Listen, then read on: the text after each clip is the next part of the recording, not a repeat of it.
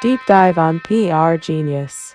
Okay, so today we're going deep on something pretty wild. Yeah, this one's out there. Yeah, the Church of the Subgenius. You got it. And we've got some pretty interesting sources here. Uh, We've got some YouTube transcripts of Ivan Stang just holding forth yeah, in 1985, 1998, and a later one in 2016. a good spread. Yeah, and then we've got this really interesting film treatment Yeah. called Parable from 1983. Okay. And something called The Vision of Ahmed Fishmonger. Wow. And then last but not least, Yeah. this application form for the Church of the Subgenius called the What the Hell application form. I love it. So we're gonna kind of try to figure this out. Yeah, unpack it. Yeah, and see what makes this self-proclaimed only true religion tick. Right, exactly. It's a very strange mix of satire. Yeah. And something that feels almost sincere Yeah. in a weird way. And it's all centered on this figure of J.R. Bob Dobbs. Right, Bob Dobbs. This salesman, the literal saint of sales, as Right. he's called by some. So the story goes that he's just working on this TV set in 1953, Yeah. an amateur TV set. Right, and he has this kind of pivotal experience. Divine Immaculate Sin. Yeah, the divine immaculate sin, Yeah, right? what a phrase. Yeah, a little twist on the whole immaculate conception idea. Yeah. And in that moment, the space alien Jehovah 1 Oh, yeah. reveals this truth to him, Right. that the world is really split between Yeah. Us and them, yeah, the weirdos and the normals, the abnormals and the pink boys. the Barbies and Kens. Yeah, yeah. Yeah. So you've got this kind of fundamental opposition right from the beginning. Yeah, that seems to really underpin their whole worldview. Yeah, it's like this battle between, the real people. the real people and the ones who are trying to keep them down. Right, keep them oppressed. Yeah, so it really makes you think about, those feelings of being an outsider, of not really fitting in. Right, that's very powerful. And it wasn't just this kind of philosophical idea. Right. It came with a very specific prophecy. Oh, yeah. July 5th, 1998 at 7 a.m. X Day. X Day, right? The big day. And on that day, aliens from planet X would arrive Oh, and take all the subgeniuses to this place where they could have anything they wanted. wow, anything they want. Forever. Sounds pretty good. And all this for only $35. It's $35. Yeah, with a money-back guarantee. Oh, there's a money-back guarantee. Eternal salvation or triple your money back. Wow. That's a pretty good deal. It's a pretty good deal, I think. What do you think, listener? Yeah, I mean, it really underscores, I think, the satirical nature of a lot of this. Yeah, it's poking fun at those, get-rich-quick schemes. Yeah, yeah. But it's also playing with these very serious religious ideas at the same time. Right, and the whole promise of a better life, in the afterlife or whatever. Right, exactly. So that brings us to, I think, one of the most important concepts in subgenius belief. What's that? Slack. Slack. So, for most people, Slack is Relaxing, taking it easy, watching TV maybe. maybe cracking open a Miller Lite, Yeah, exactly. like in those commercials Ivan Stang talks about. Right, or, waiting for your next paycheck. Yeah. But for the subgenius, it's something much deeper. It's about, It's about doing what you want to do. right. It's about not being a cog in the machine. Yeah. Not working for the conspiracy. So it's almost like this sacred thing, right? It is. It's like this It's not just laziness. No. It's like reclaiming your own time and your own energy. yeah, it's about agency Yeah. in Yeah. a world that's constantly trying to control you, Yeah, yeah. make you conform. Yeah, and so you can really see how this resonates with people who feel like, Trapped. trapped by, societal expectations. Yeah, exactly. And it's not necessarily about being idle. You can actually find true slack through intense activity. Like that state of flow where you're just, completely focused on what you're doing. Yeah, and it leads to this heightened awareness. Yeah, yeah. There's a great slogan for this. It's Slack is like sex. The more you put in, the more you pull out. That's one way to put it. Yeah, I think that really sums up this whole paradoxical idea Right. that, sometimes you have to put in the effort to really achieve that state of true freedom. And who are they rebelling against? Well, the conspiracy, of course. Right, but the conspiracy isn't, just your typical, secret Yeah. organization. No, it's not just the Illuminati or something. Right, although they might acknowledge things like the JFK assassination or UFO cover-ups. Right, right. The real conspiracy is much bigger than that. It's the pervasive influence of normals. Right, the conspiracy of the normals. Yeah. It's the ordinary people just living their lives. Yeah, and by doing that, they're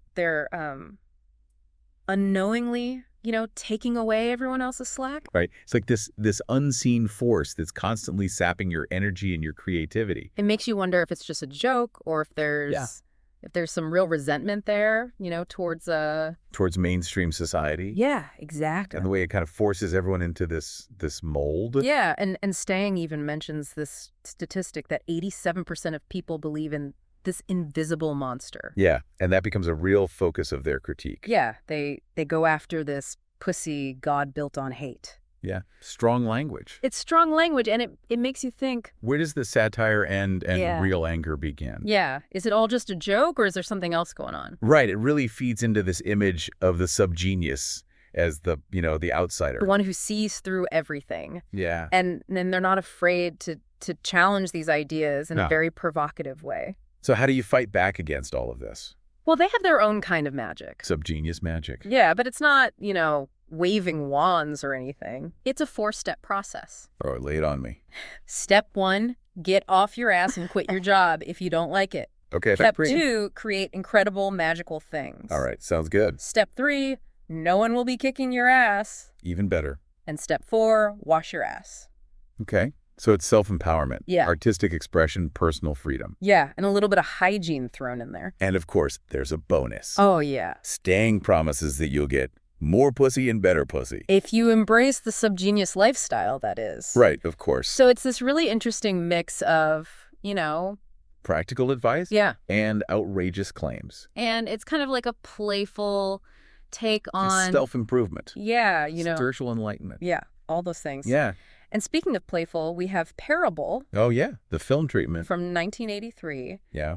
And this is set just before X Day in 1997, 1998. Okay. So it's this fictionalized and I think we can say satirical Yeah. take on the church. Oh. So we see Reverend Ivan Stang, Bob Dobbs, and all the followers going to this place called Dobbstown in Antarctica. Dobbstown. Yeah, and they consider this their salvation. yeah, their salvation from the fall of Babylon. Right. So it's this So it's a vision of what the church could be. yeah, this kind of dystopian vision almost. Right. And, right away you see these themes of control and paranoia starting to come out. Oh, yeah. How so? Well, the members are described as, strangely robotic. Okay. And they're working hard, but they're only getting these meager rations. Oh, wow. And all their money is being secretly saved for this migration to Mars. Oh, so they're not even going to Planet X? No, they're going to Mars apparently. Wow. Yeah, and they've got these mandatory tape recorders and armed guards. Really? Yeah, It sounds like a cult. it does sound like a cult, right? Yeah. So it makes you think about, what is Stang really trying to say here? Cults and apocalyptic anxieties. Yeah, exactly. And it just keeps escalating. Oh, yeah. How so?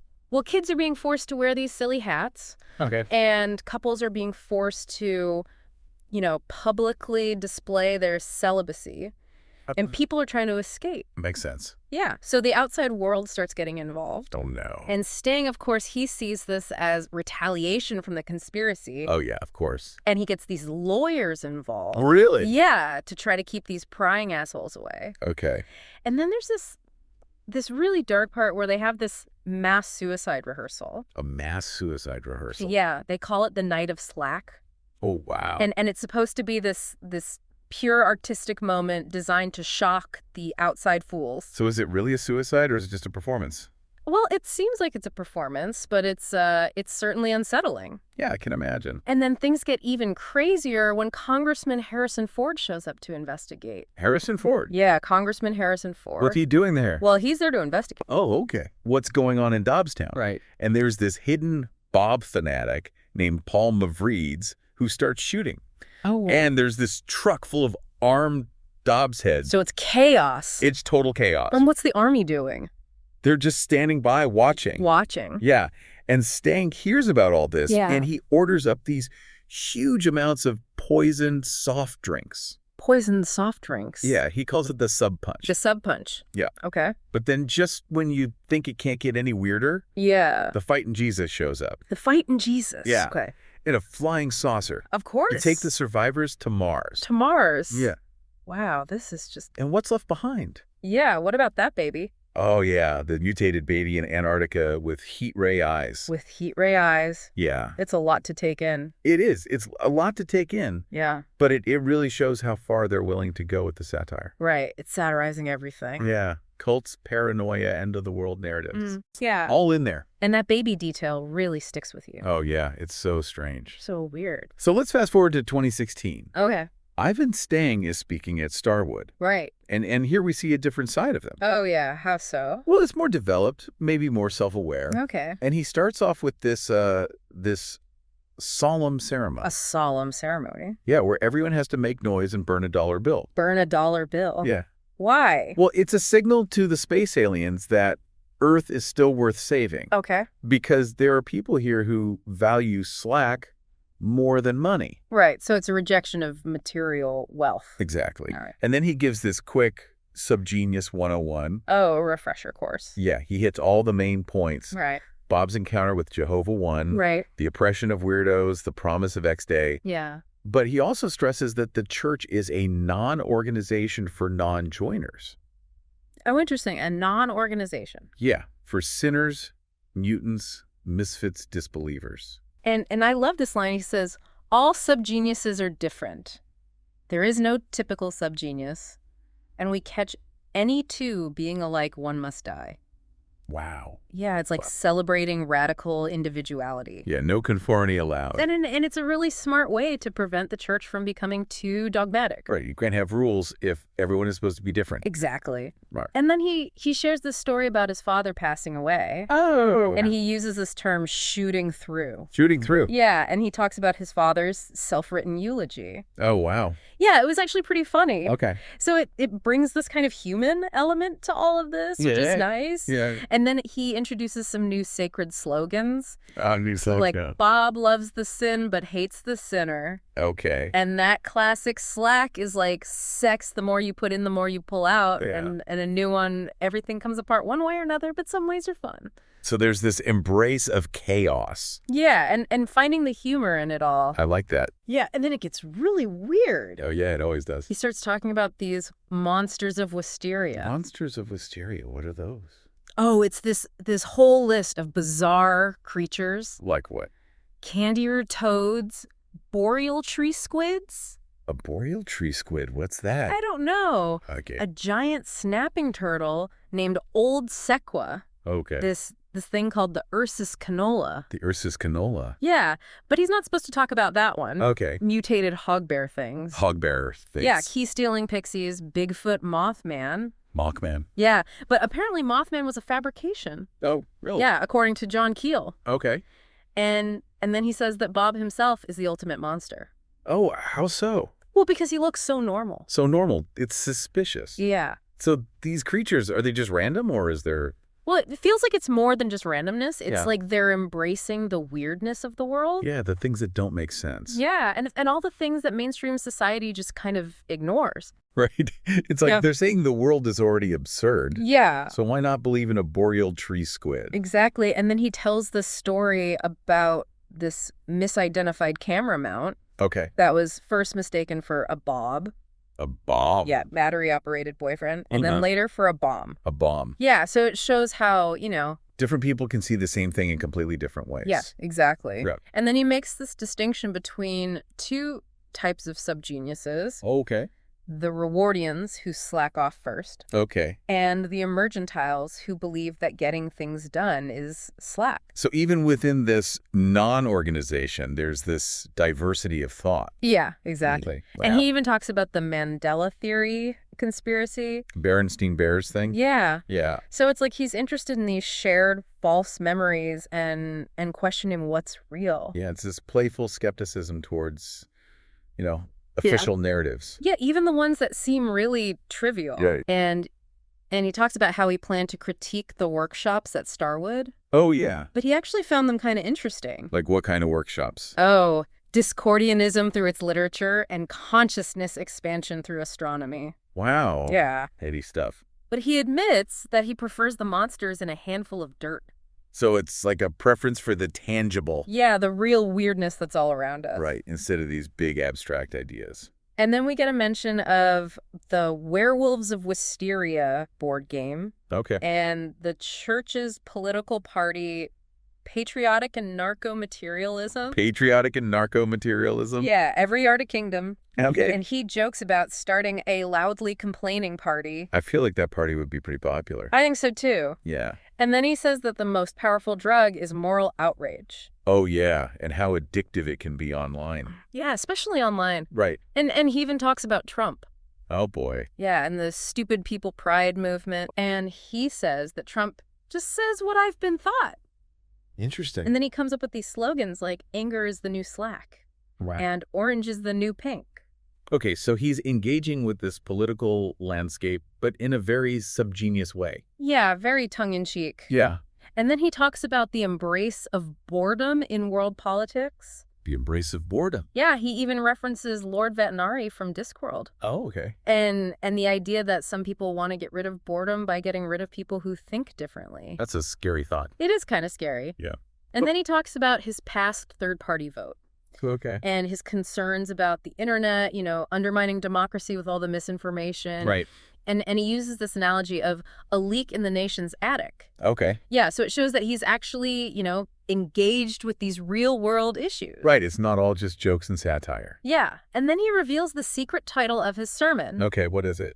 When Psychics Have Car Wrecks. When Psychics Have Car Wrecks. Yeah. Okay. And then he reads this rant from Reverend Roger. Oh, Reverend Roger. Yeah, who's talking about being seen as Godzilla by the government. Oh, wow. And the loss of freedoms. Okay. And he encourages everyone to be like a compact, quiet version of Godzilla. So more subtle form of rebellion. Yeah. Interesting. And then there's this whole hypothetical mass wedding experiment. A mass wedding. Yeah, it's very subgenius. Okay. And then the closing monologue is just this whirlwind of ideas. Oh, get me.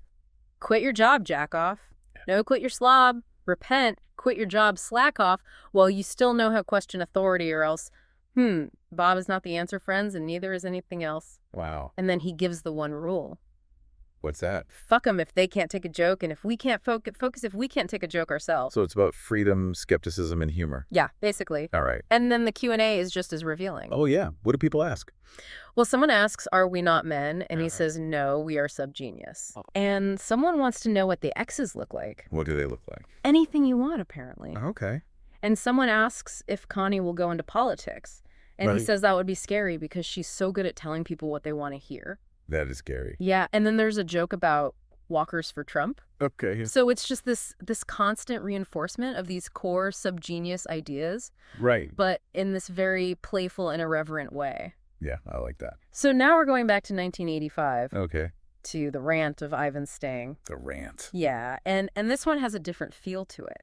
Oh, yeah. How so? Well, he's really agitated about this conspiracy in the church. Oh, a conspiracy in the church. Yeah, it's the pink boys and the bobbies who don't get true slack. They want to make it like a normal religion. Yeah, exactly. Yeah. And you can really hear his frustration with people who think it's all just a metaphor. Right. That Bob is just a joke. Yeah, it's like he's defending the true faith. Yeah, he's serious about this. Yeah, and he talks about the schisms and the squabbling apostles. So there's infighting. Yeah, after Yeah. Bob, Like that. and he says, no subgenius can give orders to any other subgenius because you take your orders direct from Bob. Right. Only Bob is in charge. Exactly. Okay. And then he introduces this idea of the anti-Bob. Yeah, pie Bob. Yeah, who wants a planet full of Bobs, Okay. all selling church air. Church air. Yeah, and then he reiterates Bob's message. Bobdos is not the Messiah, and Bobdos didn't die for your sins because Bob doesn't care about your sin. So a rejection of traditional religious figures. Totally. Okay. And then he talks about X Day again in 1998, Right. but this time it feels more urgent, Oh, yeah. more apocalyptic. Like there's a real danger. Yeah, he's worried about the false church taking over Okay. and the shit that will rain from the sky. Wow. So there's this real sense of threat. Yeah, it's a very different tone from the 2016 talk. Right. It's like the stakes are higher. Yeah. And he ends with this call to action. To continue Bob's work. Okay. To subvert from within. Right. And he offers these pills of Slack and pills of Revolution. So it's like a call to arms, but in a very subgenius way. Exactly. Okay.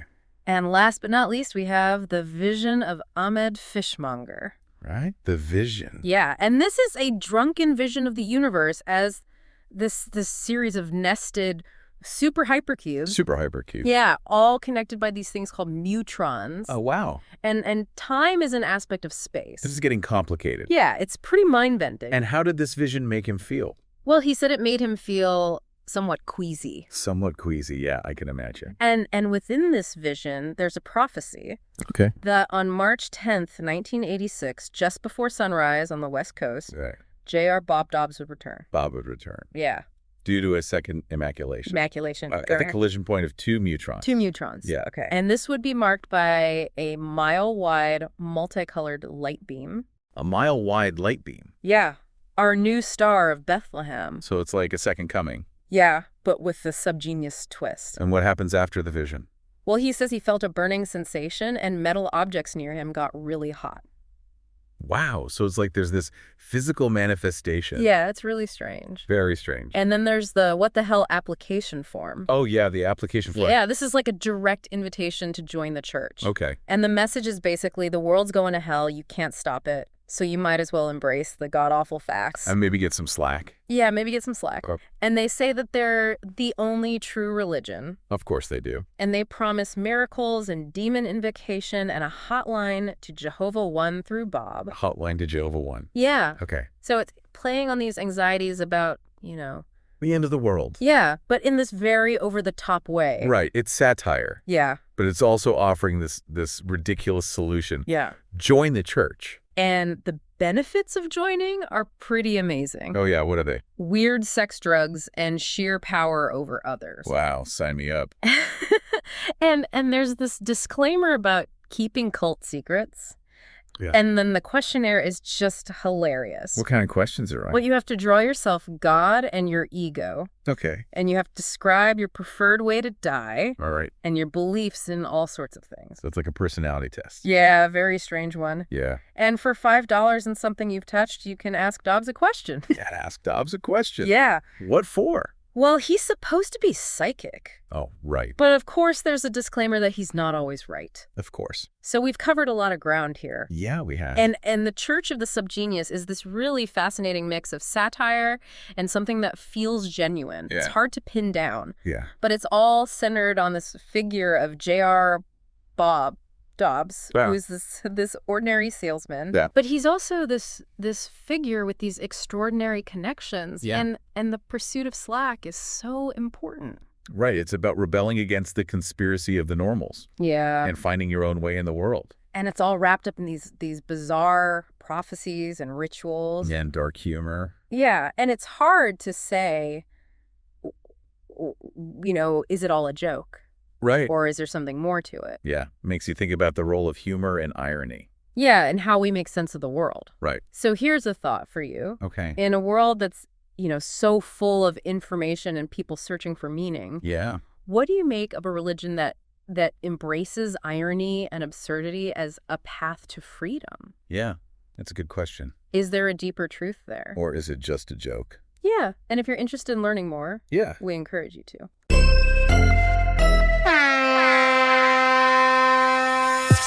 Deep dive on PR Genius.